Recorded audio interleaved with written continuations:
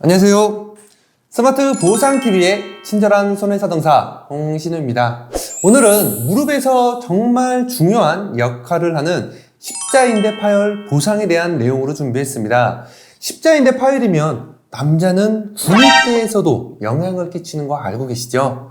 그렇습니다. 무릎에 있는 이 십자인대는 한번 파열되면 수술을 하여도 후유증이 남기 마련인데요. 그래서 오늘은 교통사고로 인해 십자인대가 파열되었다면 보상은 어떻게 받을 수 있는지 알아보도록 하겠습니다. 일단 십자인대 보상은 부분 파열로 수술을 하지 않은 경우와 완전 파열로 수술을 한 경우로 나누어 볼 수 있는데요. 먼저 부분 파열로 수술을 하지 않는 경우에는 의사 선생님들은 보통 한시적인 후유증으로만 인정을 해줍니다. 즉 평생 후유증이 남는다고 보지 않습니다. 실무적으로도 마찬가지고요. 무릎의 후유증은 불안정성으로 확인합니다.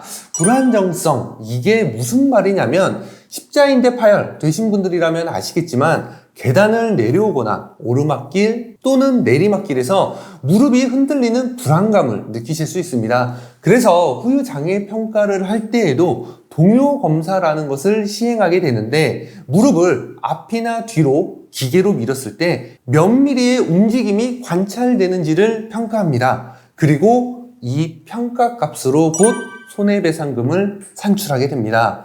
그런데 부분 파열이면 다친 정도에 따라 다르겠지만 동요도가 관찰되지 않는 경우가 많습니다. 그래서 의사 선생님들도 평생의 장애라고 판단하지 않는 이유인 것 같기도 합니다. 그럼 완전 파열로 수술까지 한 경우는 어떻게 판단할까요? 대부분 영구장애로 인정을 해줍니다. 물론 수술을 했다고 100% 다 영구장애다 이건 아니지만 무릎 동요 검사를 시행한 경우 최소 3mm 이상의 동요도가 관찰되었다면 영구적인 후유장애로 인정을 합니다. 그래서 법원 신체 감정 기준을 보면 3mm 이상 동요도가 관찰되었을 때는 9.6%의 노동 능력을 상실했다고 보고 5mm일 때는 14.5%를 8mm 이상일 때에는 29%의 노동 능력 상실률을 인정하고 있습니다.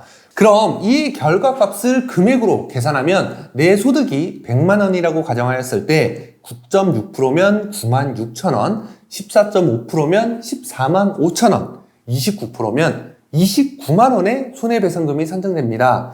한 달에 29만 원씩 1년이면 348만 원이고 이 금액을 65세까지 계산한다면 얼마가 산출이 될까요?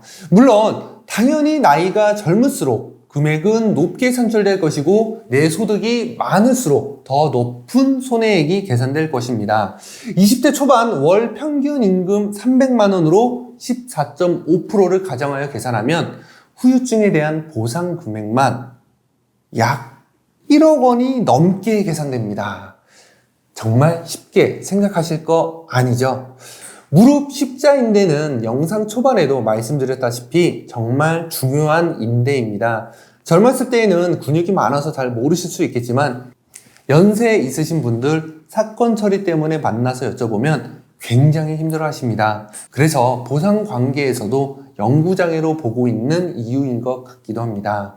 만약 지금 교통사고로 십자인대 파열되어 보상이나 합의 관계에 있어 알아보고 계신다면 절대 쉽게 생각하시지 마시고 월 현실 소득액, 과실, 나이, 후유 장애 평가까지 잘 고려하셔서 합의 준비를 하셔야 합니다. 그리고 개인적으로 가입한 보험에 후유 장애 담보가 있다면 여기에서도 추가 보상을 기대해 볼 수 있으니 이 부분도 꼭 기억해 두시고요.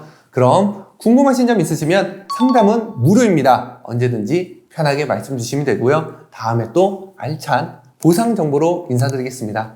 이상 스마트 보상TV의 손해사동사 홍신우였습니다. 감사합니다.